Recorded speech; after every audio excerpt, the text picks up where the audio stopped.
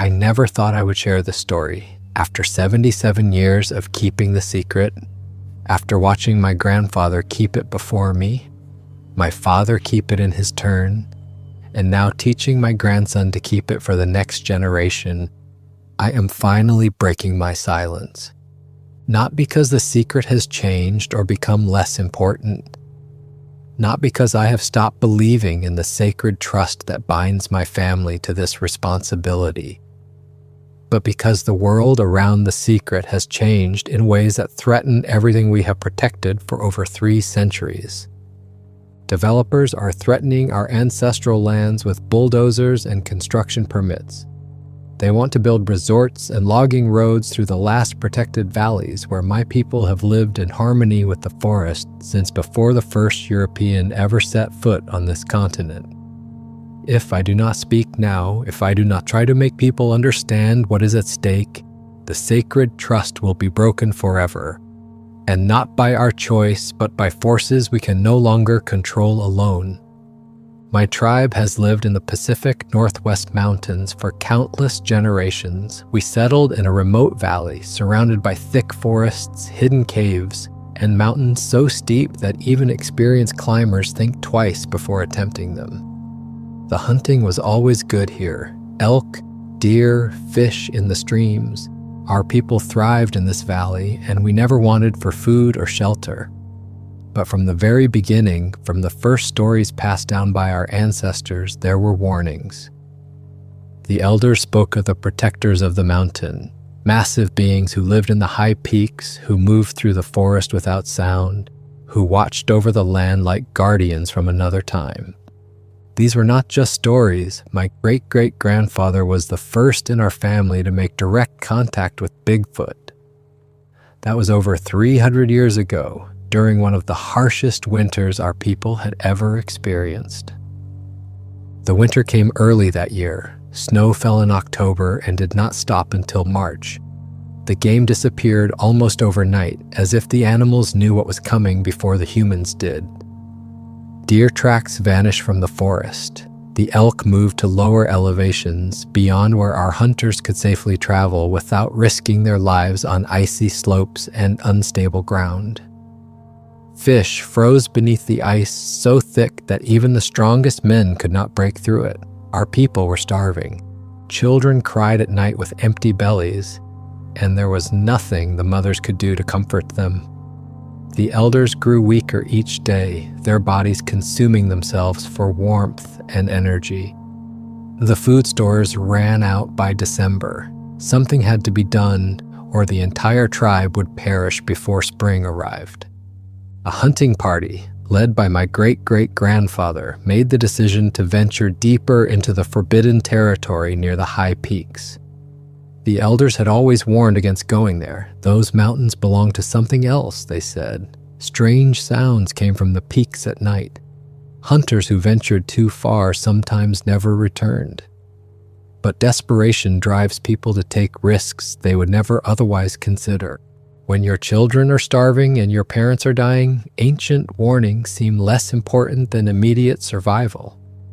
The hunting party left at dawn, wrapped in every fur and hide they owned, carrying spears and bows that had been passed down for generations. There were 8 men in total, the strongest and most experienced hunters the tribe had. They knew this might be their last hope. 3 days into the journey, they found tracks in the snow, footprints so massive they could not belong to any bear or elk. Each print was twice the size of a man's foot, pressed deep into the snow. The hunters looked at each other with fear and wonder. They had heard the stories their entire lives, but seeing the evidence was different. These prints were real. Whatever made them was nearby. They followed the tracks for hours, climbing higher into the mountains. The wind cut through their furs, their fingers went numb, but the tracks led them to a cave entrance surrounded by strange stick structures. Branches had been deliberately bent and woven together in patterns that served no obvious purpose. Trees had been twisted at unnatural angles. It was clear that something intelligent had been here. As they approached the cave, a family of Bigfoot emerged from the darkness within. The sight stopped the hunters in their tracks. A massive male stood nearly 9 feet tall, his shoulders broader than any two men standing side by side. He was covered in dark, reddish-brown fur that seemed to absorb the winter light, making him look even larger and more imposing. Beside him was a female, slightly smaller but still towering over the tallest hunter. She stood at perhaps 7.5 feet, her fur a lighter brown with hints of gray around her face. Between them was a juvenile, perhaps 4 feet tall and gangly like a human teenager, clinging to its mother's leg with hands that looked disturbingly human despite the fur covering them. The family had clearly been denning in the cave for the winter, sheltering from the same brutal cold that was killing the tribe. The male Bigfoot positioned himself between the hunters and his family with a deliberateness that spoke of intelligence and purpose. He did not charge. He did not roar or beat his chest like a gorilla. He simply stood there, arms slightly spread, making it absolutely clear that the hunters could come no closer without a fight. My great-great-grandfather told this story many times before he died. He said the Bigfoot's eyes were the most human thing he had ever seen. Not animal eyes, not the blank stare of a predator. These were eyes that understood, eyes that calculated, eyes that made a choice. The male Bigfoot could have attacked. He was large enough, strong enough, but he chose to simply block the path and wait. The hunters backed away slowly. They returned to the village empty-handed, their spirits broken. They had been so close to the high country where the game might still be, but they could not bring themselves to fight past the Bigfoot family. It felt wrong, like disturbing something sacred. The next morning, everything changed. The hunters woke to find a deer carcass left outside the village. It was a fresh kill, still warm, placed carefully at the edge of the settlement where everyone could see it. There were no human footprints around it, only those massive tracks in the snow leading back toward the mountains. The Bigfoot had brought them food. This happened 3 more times that winter. Each time the village supplies ran dangerously low, a fresh kill would appear. Sometimes deer, once an elk, that must have taken immense strength to drag down from the high country. The Bigfoot were feeding the tribe. They were keeping the people alive. When spring finally came and the snow melted, the tribal elders gathered to discuss what had happened. They realized that these creatures were not monsters or wild animals. The Bigfoot had shown compassion. They had helped the tribe survive when they could have simply let them starve. The elders made a decision that would shape the next 3 centuries. They declared that the Bigfoot were to be respected and protected, just as the Bigfoot had protected them. Over the following decades, the tribe and the Bigfoot families developed an understanding. It started slowly.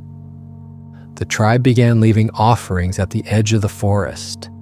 Berries, smoked fish, woven baskets filled with roots and nuts. These were gifts, not payments, a way of saying thank you for the help during that terrible winter. The Bigfoot took the offerings. In return, they left gifts of their own. Animal pelts, tanned and prepared in ways the tribe had never seen. Medicinal plants that grew only in the highest elevations, plants the tribe had never been able to access safely, bundles of herbs that had healing properties. The exchange continued for years. The hunters learned to recognize Bigfoot territory markers. Certain trees would be bent at specific angles, always pointing away from the areas where Bigfoot families nested.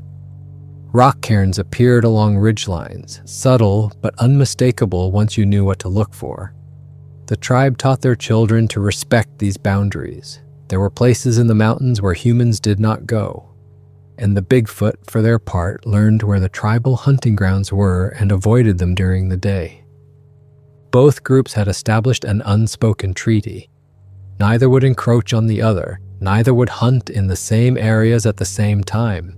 It worked perfectly for generations. Then came the fire. It was spring, and the forest was unusually dry after a winter with little snowmelt. The tribe had noticed it, worried about it, but there was nothing they could do. Lightning struck a dead tree on the eastern ridge during an afternoon thunderstorm. The fire spread faster than anyone could have anticipated, fed by decades of fallen timber and dry underbrush. Within hours, the entire valley was threatened. Flames raced up the hillsides, jumping from tree to tree. The wind pushed the fire toward the tribal village like a living creature intent on destruction. Smoke filled the air so thick that people could barely see their hands in front of their faces. Children were coughing, elders could not breathe. Everyone who could walk grabbed whatever tools they had and began creating fire breaks, clearing brush and digging trenches in the earth. Anything to stop or slow the advancing flames. That is when the Bigfoot appeared. Not one or two, but groups of them, males, females, even juveniles big enough to work. They emerged from the smoke like giants, their fur singed and eyes watering from the heat. But they did not run away. Instead, they began digging fire breaks alongside the tribe members. Their massive hands scooped earth faster than any shovel. They ripped up entire bushes by the roots and hurled them away from the flames. For 3 days and 3 nights, humans and Bigfoot worked side by side. They barely rested. When someone collapsed from exhaustion, a Bigfoot would drag them to safety and another person would take their place. When a Bigfoot became overwhelmed by smoke, the tribe members would pour water over their fur and guide them to fresh air. The division between the two groups dissolved completely in the face of the common threat. Finally, on the 4th day, rain came. The fire sputtered and died. The valley was saved. The village stood intact, surrounded by blackened earth and smoking stumps, but alive. As the rain fell, the Bigfoot simply walked back into the forest without ceremony. They did not wait for thanks. They had done what needed to be done, and now they were leaving. After the fire, my great-grandfather led a ceremony. The entire tribe gathered, and he formally recognized the Bigfoot as guardians of the mountain. From that day forward, they would be treated with the same respect given to the most honored members of the tribe. It was more than gratitude. It was a recognition that these beings were our equals, our partners in protecting this land. The white settlers arrived in the mid-1800s, first just a few trappers and traders, then more. They brought guns and axes and an appetite for land that seemed impossible to satisfy. The tribe watched nervously as these newcomers cut down ancient trees and built rough cabins and clearings. They hunted without regard for the seasons or the balance of the forest. The Bigfoot began retreating deeper into the mountains. Sightings became rare. The offerings left at the forest edge were sometimes ignored for weeks. It was clear that the Bigfoot were frightened of the settlers, of the guns and the noise and the destruction. The tribe understood why. These newcomers did not know about the Pact. They did not understand that the forest was shared. One autumn, a hunting party from the tribe found a Bigfoot family that had been shot at by trappers. The female had been wounded in the shoulder. She was limping badly, barely able to keep up with her mate and their young one. The male Bigfoot was clearly distressed, making low, grunting sounds and trying to support the female as they moved. The hunters brought the tribe's medicine woman to the site. She was old even then, with hands gnarled from decades of preparing remedies and treating injuries. Her knowledge of healing plants was legendary within the tribe. She had learned from her grandmother, who had learned from hers, a chain of wisdom stretching back generations. When she approached the Bigfoot family, the male positioned himself defensively once again. But the medicine woman was not intimidated. She simply sat down on the ground and began unpacking her herbs with slow, deliberate movements. She moved like someone completely unconcerned with the massive creature looming over her, as if this were the most natural thing in the world. She laid out her supplies, her grinding stones, her pouches of dried plants. She worked methodically, showing through her actions that she meant no harm and had no interest in anything except helping the injured female. After several minutes of watching her, the male Bigfoot seemed to understand. He stepped aside with visible reluctance and allowed her to approach the wounded female. The medicine woman treated the injury using traditional remedies. She cleaned the wound with water boiled with specific roots. She applied a poultice of crushed leaves and moss. She wrapped the shoulder with strips of soft hide. The female Bigfoot remained absolutely still during the entire process, her eyes locked on the medicine woman's face. When it was finished, the medicine woman stepped back. The male Bigfoot approached her and placed something on the ground at her feet. Then the family disappeared into the forest. What the male Bigfoot had left were rare healing herbs that grew only in the most remote mountain caves. Herbs the tribe had legends about but had never been able to find. The Bigfoot knew where they grew. They had been using these plants for their own medicine, and now they were sharing that knowledge as a gift of gratitude. That night, the tribal elder council met and made a formal decision. The tribe would never reveal the existence of Bigfoot to outsiders. Never. If the white settlers knew about them, they would hunt them for sport or capture them for display. The Bigfoot had helped the tribe survive for generations. Now it was the tribe's turn to protect them.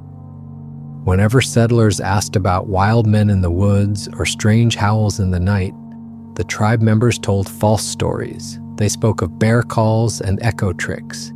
They created elaborate misdirections, sending curious outsiders on wild chases through the wrong parts of the forest. They became experts at hiding the truth in plain sight. The Bigfoot seemed to understand what the tribe was doing. They began warning the tribe of approaching dangers. When settlers were heading too close to Bigfoot territory, massive boulders would appear on the trail overnight, blocking the path. When hunters camped too near the sacred caves, their equipment would disappear in the night, scattered across miles of forest. The Bigfoot were helping to maintain their own secrecy. The late 1800s brought new threats to both the tribe and the Bigfoot. Gold miners flooded into the region, tearing up streams and blasting holes in mountainsides. Logging companies began systematic clear-cutting of the old-growth forests. Every year, more of the wilderness disappeared. One winter morning, a tribal hunting party was crossing a high mountain pass when the lead hunter stopped suddenly. Something felt wrong. The birds had gone silent. The air had a strange quality to it. Before anyone could speak, massive boulders came rolling down from above, blocking the path they had just been about to take. The hunters backed away, confused. Then they heard it, a deep rumble from higher up the mountain. An avalanche came roaring down exactly where they had been standing moments before. If they had continued on that path, they would all have been buried. Later, when the hunters examined the boulders that had blocked their path, they saw the marks, massive handprints where something had pushed the rocks into position. The Bigfoot had saved them. Somehow they had known the avalanche was coming, or maybe they had triggered it deliberately to block the dangerous route. Either way, an entire hunting party survived because of Bigfoot intervention. The tribe repaid these kindnesses whenever possible. When gold miners threatened to expand into tribal lands that bordered Bigfoot territory, the tribe worked with the Bigfoot to create a coordinated defense. Mysterious disturbances began almost immediately. Mining tools would be destroyed overnight, axes broken, and saws bent beyond repair. Equipment would malfunction for no apparent reason that the miners could identify. Pulleys would jam, ropes would fray, wagons would lose wheels. Miners would wake at dawn to find massive footprints circling their camps, prints so large that they could not possibly belong to any bear. The prints would come right up to the tents, as if something had been examining the sleeping men, deciding what to do with them. Strange howls echoed through the valleys at night, sound that made grown men pull their blankets over their heads in fear and pray for morning. The howls did not sound like wolves or cougars or any animal the miners recognized.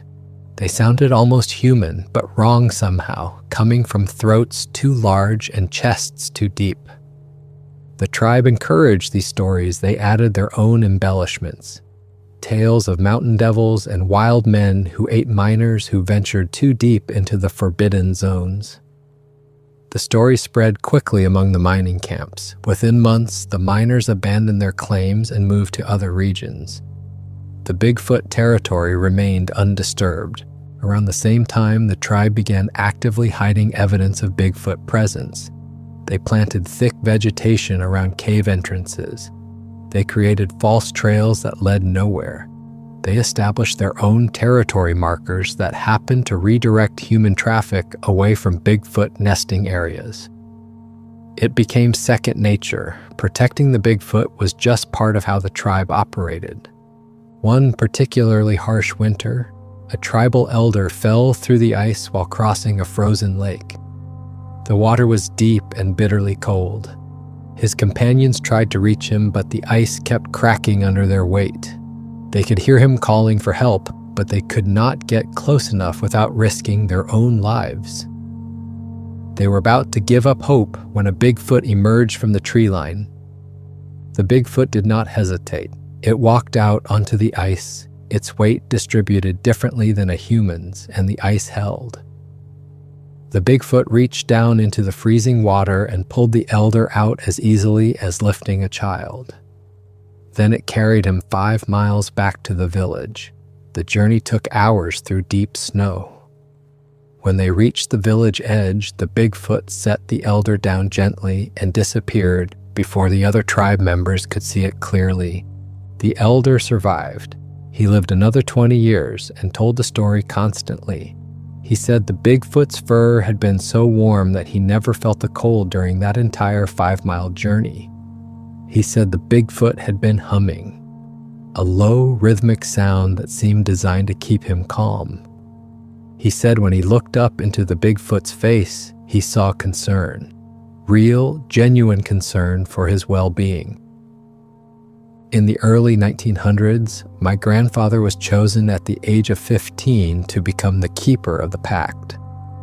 This was a sacred responsibility that had been passed down through our family for generations. The keeper was the one person in the tribe who maintained direct contact with the Bigfoot, the one who coordinated the protection efforts, the one who carried the full weight of the secret. For my grandfather's initiation, he was taken to a sacred meeting place deep in the forest. It was a clearing surrounded by ancient cedars with a stream running through the middle. He was told to wait there alone. As the sun set, the Bigfoot began to arrive. My grandfather expected to see 1 or 2 individuals. Instead, nearly 20 Bigfoot emerged from the forest. Males, females, juveniles, and even infants clinging to their mothers. They arranged themselves in a semicircle around my grandfather, and he realized with a shock that this was not just a family. This was an entire community. The Bigfoot had their own social structure, their own hierarchy, their own culture. Over the next several hours, the Bigfoot demonstrated their intelligence through organized behavior that was impossible to dismiss as mere animal instinct.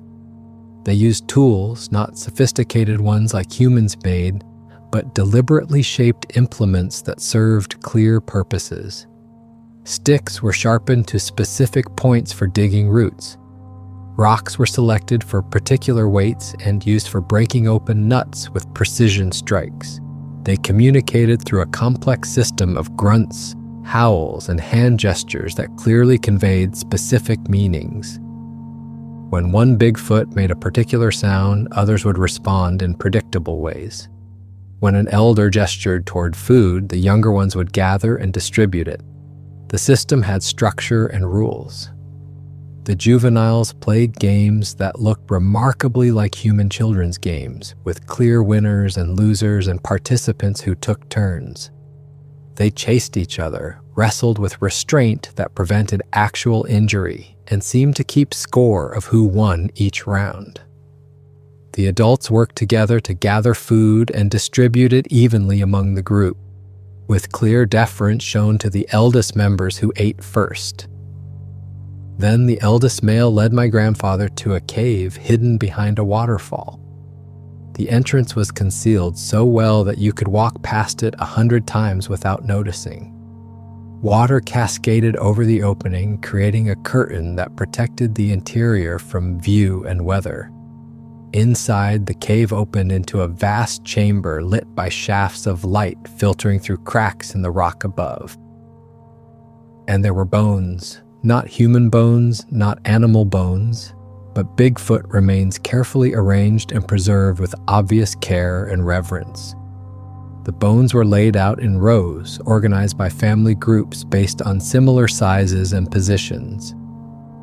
Some of the skulls were ancient, weathered by centuries of slow decay in the protected environment of the cave. The deepest, oldest bones were practically fossilized, so ancient that they crumbled at the slightest touch. The Bigfoot had burial grounds. They honored their dead with the same respect and ceremony that humans did. They had been doing this for so long that the accumulated remains told a story of thousands of years of continuous habitation in these mountains. My grandfather understood in that moment that the Bigfoot were dying out. There had once been thousands of them. The number of bones in that cave proved it, but now there were only a few dozen left in the entire region, maybe fewer. Human expansion had destroyed their habitat. Hunting and logging had driven them into smaller and smaller pockets of wilderness. Without the tribe's protection, they would be extinct within a generation. Standing in that cave, surrounded by the bones of hundreds of Bigfoot ancestors, my grandfather made a solemn vow. He swore to protect their secret until the mountains crumbled into dust. He swore that no outsider would learn of their existence through any action of his. He swore to pass this responsibility to his children and to their children for as long as the bloodline continued. The pact was no longer just tribal policy. It was personal. The 1920s and 1930s brought constant threats. Logging companies began systematic clear-cutting operations. The sound of chainsaws and the crash of falling trees echoed through the valleys. Every week, more of the old-growth forest disappeared. The Bigfoot territory was shrinking rapidly. The tribe did what they could. When possible, they purchased land outright to create buffer zones. They used their status as a recognized tribe to restrict access to certain areas, claiming cultural and spiritual significance. It was not a lie. Those areas were significant. They just could not explain exactly why to the government, officials who approved the restrictions. During the Great Depression, desperate hunters began venturing deeper into Bigfoot territory than ever before. Food was scarce everywhere, and people were willing to take risks they would normally avoid. One hunting party found a Bigfoot shelter built into a rocky overhang. The structure was sophisticated, with walls made of woven branches and a roof of layered bark. Inside were sleeping nests made of soft grasses and moss. Evidence of Bigfoot habitation was everywhere. Tribal members got there first. They destroyed the evidence before the hunters could fully document it. They burned the shelter and scattered the ashes. They dragged bear carcasses to the site and spread the bones around, making it look like an old bear den. When the hunters returned with more people to show them the amazing discovery, all they found was a destroyed bear den. The hunters were embarrassed and angry, but they had no proof of what they had originally seen. World War II brought a different kind of threat. The military considered using portions of the tribal lands for training exercises. Soldiers would be running operations through the forests, setting up camps, conducting patrols. The risk of Bigfoot discovery was enormous. The tribe elders negotiated carefully with military commanders, establishing boundaries that kept the core Bigfoot habitat off limits. They claimed certain areas were sacred burial grounds and culturally sensitive sites. The military agreed to avoid those regions. Still, there were incidents. One soldier on patrol spotted a Bigfoot moving through the trees at dusk. He reported it to his commanding officer, describing a massive, upright figure covered in dark fur. The tribe members were brought in to explain. They insisted it was a bear standing on its hind legs, a common behavior. Bears do that all the time, they said. The light at dusk plays tricks on your eyes, makes things look bigger than they are. The commanding officer accepted the explanation, though he seemed skeptical. My father became the keeper in the 1950s when he was 20 years old. His first major responsibility came almost immediately. A Bigfoot mother was about to give birth, and complications were expected. The baby was positioned wrong. Without help, both mother and infant would likely die. My father brought tribe women who had experience with difficult births. They had never worked with Bigfoot before, but birth is birth across species. They could see what was wrong. Working together, speaking softly to keep the mother calm, they managed to turn the baby. The birth took most of the night. When the infant finally emerged, it was not breathing. The women cleared its airway and rubbed its chest until it gasped and began to cry. The sound was like nothing they had ever heard, high-pitched and urgent, but unmistakably the sound of new life. In the days that followed, the tribe women brought food and supplies for the new mother. But they soon noticed something wrong with the baby. Its foot was twisted at an unnatural angle.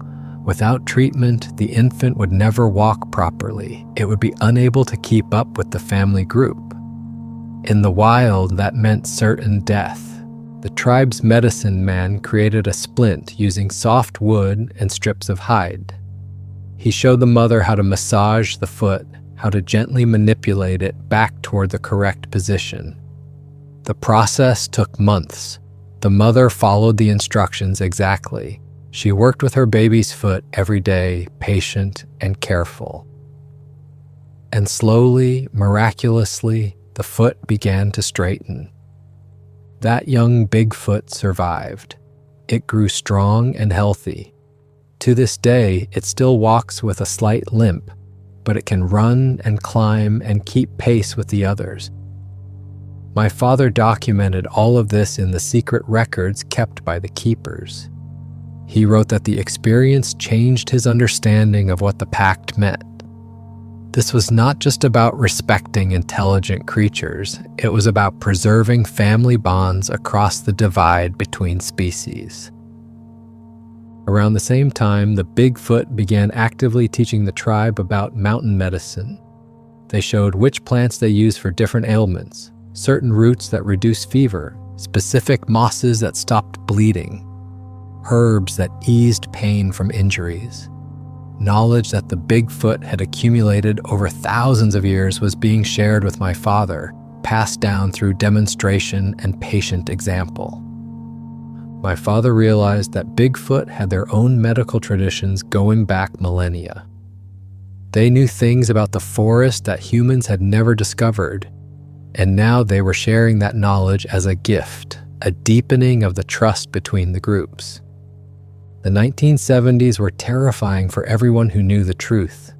The Sasquatch craze hit America like a wildfire spreading through dry grassland. Suddenly, everyone was talking about Bigfoot. Television shows featured supposed experts analyzing blurry photos and shaky film footage. Magazine articles promised proof just around the corner.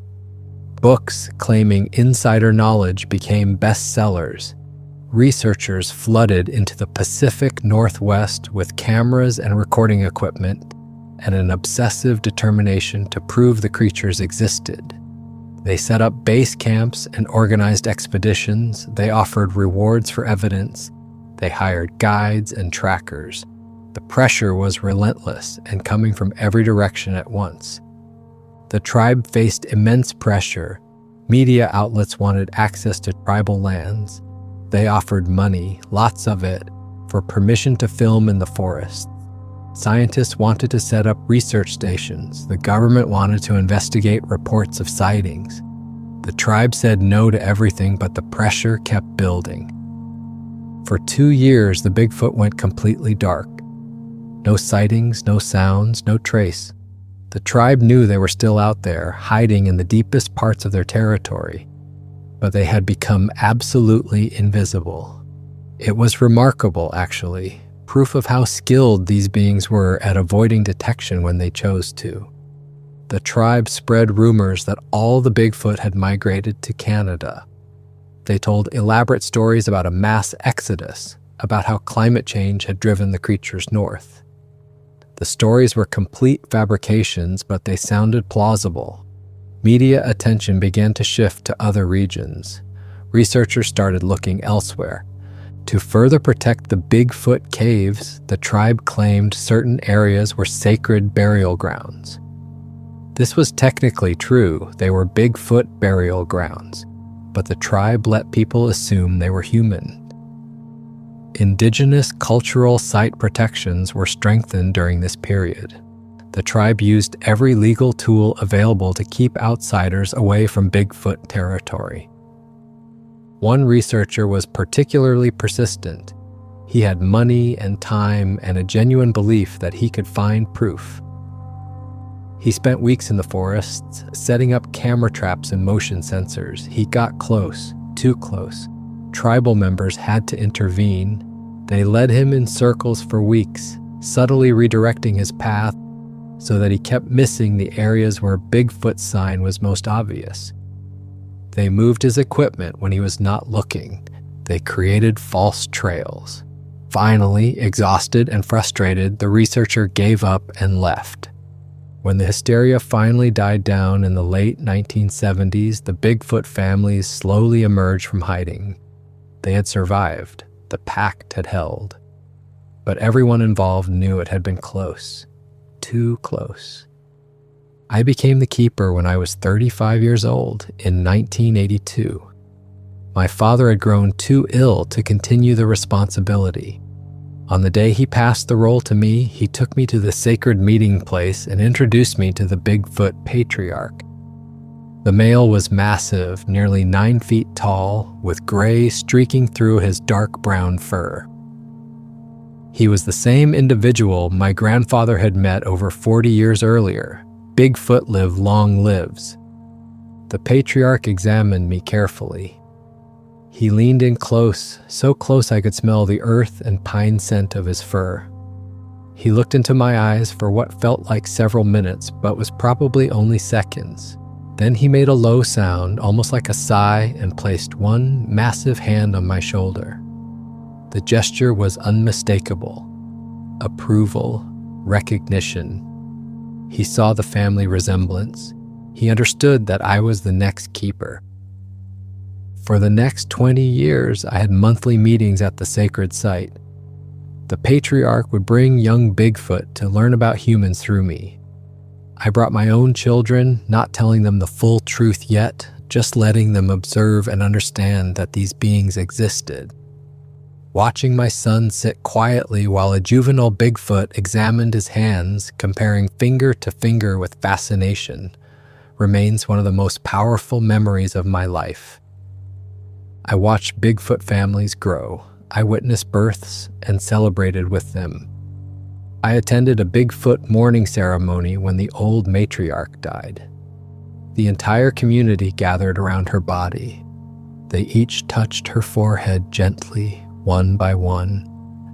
Then they carried her to the burial cave behind the waterfall and placed her with the ancestors. There were sounds, low, mournful howls that echoed through the valley. It was as profound and emotional as any human funeral.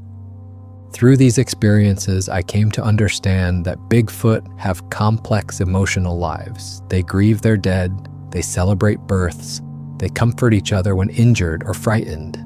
They have friendships and rivalries and family bonds that run deep. They are not simple animals following instinct. They are people in every way that matters. One winter, my daughter got lost during a blizzard. She had gone out to gather firewood, a simple task she had done hundreds of times before. But the storm came up suddenly, as they sometimes do in the mountains. One moment the sky was clear, the next moment visibility dropped to almost zero. She lost her bearings in the whiteout conditions, unable to see landmarks or find the path back home. We searched for hours, calling her name until our voices went hoarse, growing more desperate with each passing minute. The temperature was dropping rapidly. She had no shelter, no extra clothing, no way to start a fire. We feared the worst. We had seen what hypothermia did to people, how quickly it could kill even the strongest person. The search party covered every area we could reach safely, but the storm was too intense. Finally, we had to wait for first light, praying she would survive the night. At first light, we found her walking back toward the village, wrapped in something that looked like woven grass, but was far too sophisticated. She was completely unharmed. She told us that a Bigfoot had found her collapsed in the snow. The Bigfoot had carried her to a cave, wrapped her in this makeshift blanket, and kept her warm through the entire night. When the blizzard cleared, the Bigfoot had pointed her in the direction of the village and waited until she started walking before disappearing. My daughter was 8 years old. The experience changed her forever. She understood from that moment on that the Pact was real, that the Bigfoot were real, and that protecting them was not just a duty, but a sacred responsibility. After decades as keeper, I have learned things that my ancestors could only guess at. The Bigfoot are ancient. They are older than our oldest tribal stories. They were here before humans arrived in the Americas. Archaeological evidence suggests they go back tens of thousands of years, maybe longer. They are living remnants of a time when the world was different, when megafauna roamed these forests and humans had not yet spread across every continent. Once there were thousands of them. The burial caves prove it. But human expansion pushed them to the edge of extinction. Every forest cleared, every road built, every town established meant less habitat for Bigfoot. They need vast, undisturbed wilderness to survive. They need territory that humans rarely, if ever, visit. As those places disappear, so do the Bigfoot. In our region, I estimate there are perhaps 30 to 40 individuals left, maybe fewer. It is hard to count them because they are so skilled at remaining hidden, but the numbers are undeniably small. Without the protection of the tribal lands, they would already be extinct. The Pact is simple in theory but profound in practice. The tribe protects Bigfoot habitat and keeps their secret. In return, the Bigfoot protect the tribe from mountain dangers. Both species benefit from mutual trust and cooperation. The Bigfoot have shown us hidden water sources during droughts. They have warned us about unstable ground that could collapse. They have alerted us to dangerous animals in the area, predators that we might not otherwise have known were nearby. They have guided us through safe passages during storms. Their knowledge of the mountains is deeper than ours, accumulated over millennia of living here.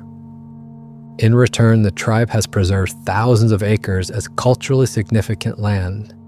We have misdirected researchers, hikers, and hunters away from core Bigfoot territory.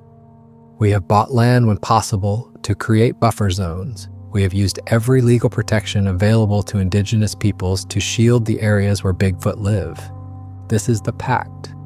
Mutual survival through mutual protection.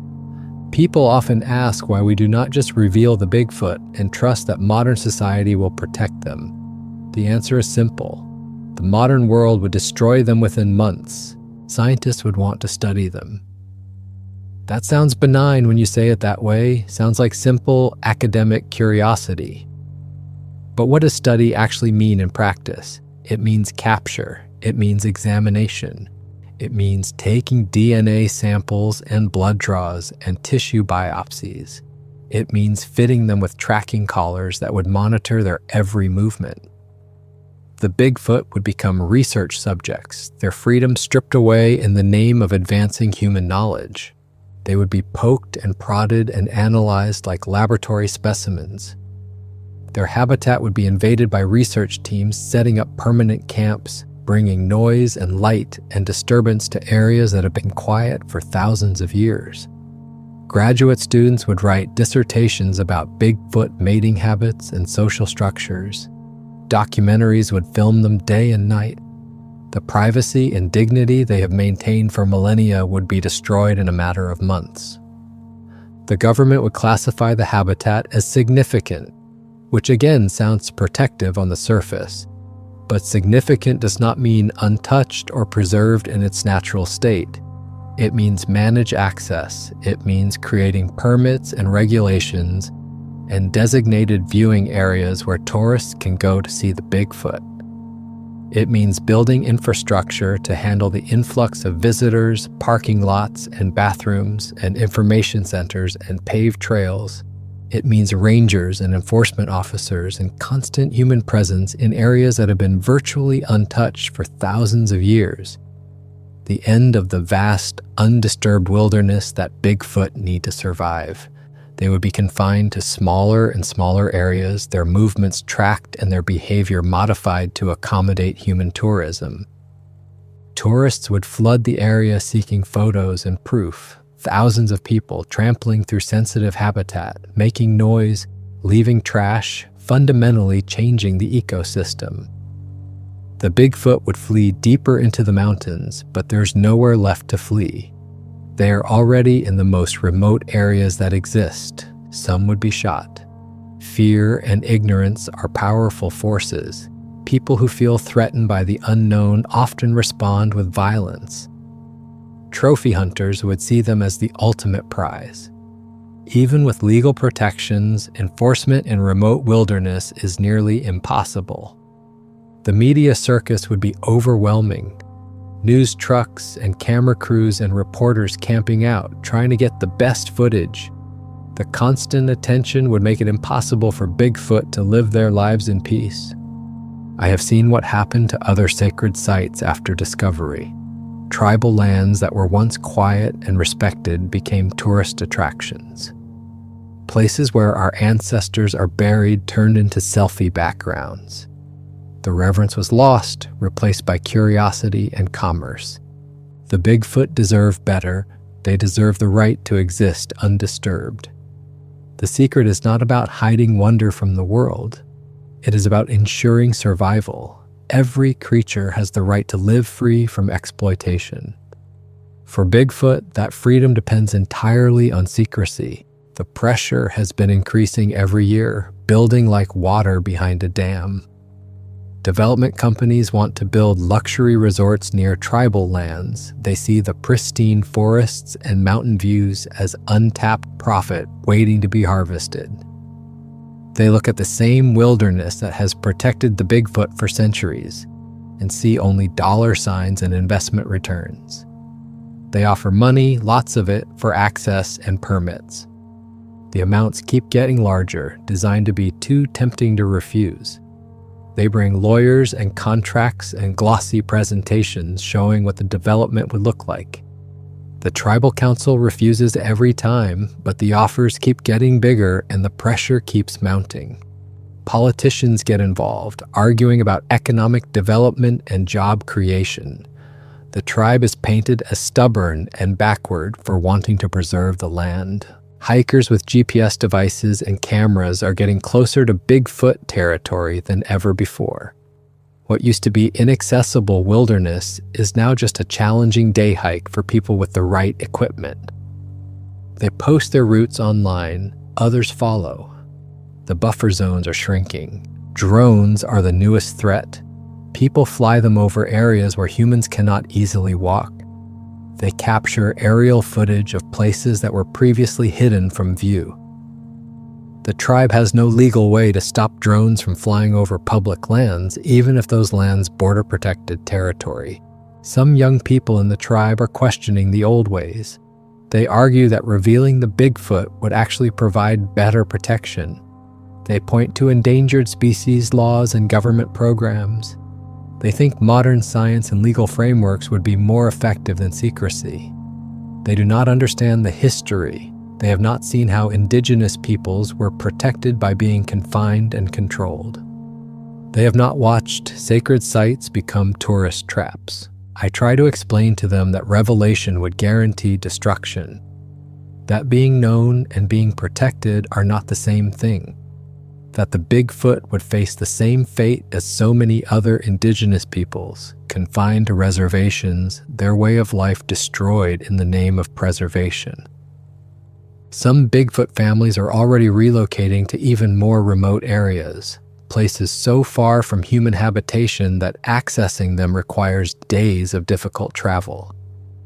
But the population is dwindling, families are getting smaller, the genetic diversity is narrowing. Every year, there are fewer Bigfoot than the year before.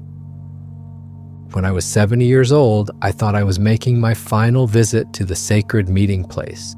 My health was failing. My grandson was ready to become the next keeper. It felt like the right time to pass the responsibility to the next generation. The old patriarch appeared, the same massive male I had been meeting with for 35 years. He was ancient now, his fur completely gray, his movements slower. But his eyes were still bright with intelligence. Beside him was a young male, clearly being trained as the next leader of the Bigfoot community. I had brought my grandson. 4 generations were present in that clearing.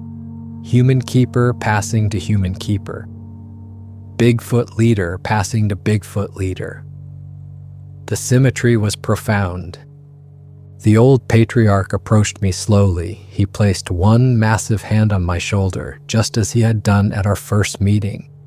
Then he did something he had never done before.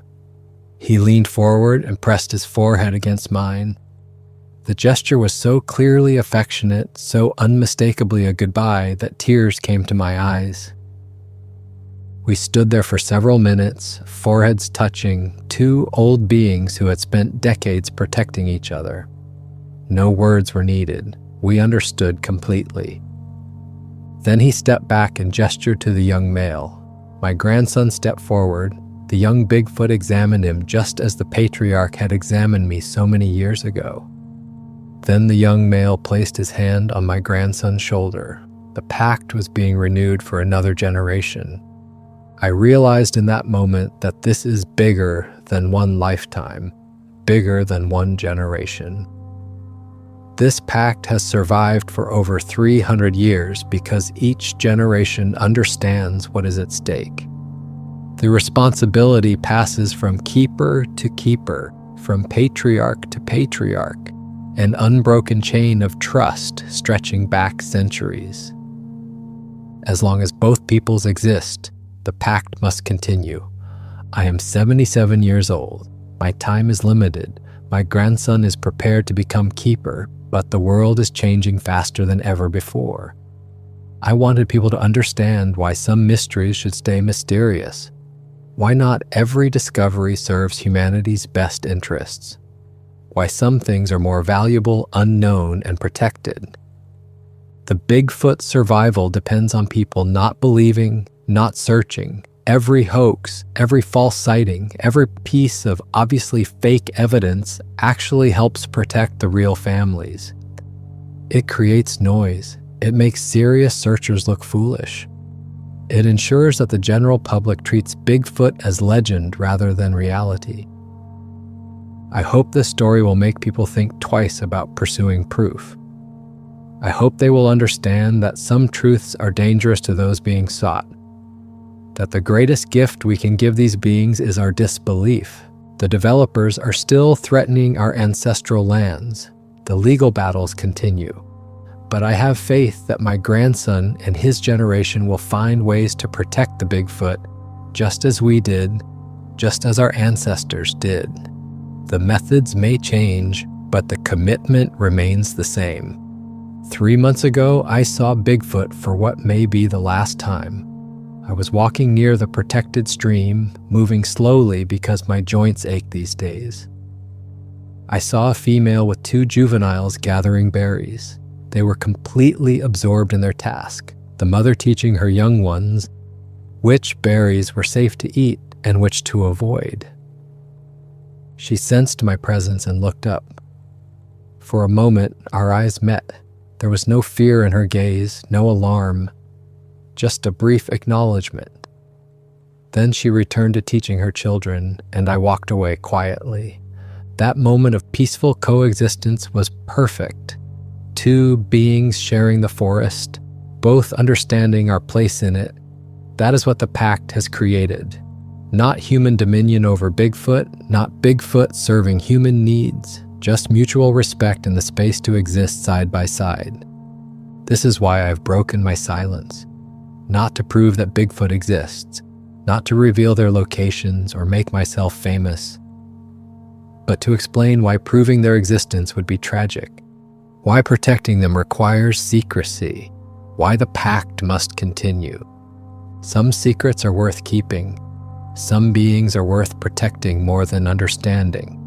The tribe will never reveal the locations. We will never break the trust. As long as the mountains stand, the Bigfoot will have protectors. I have told you everything. Now forget you ever heard this story. That is how the Pact survives. For more interesting stories, check this out.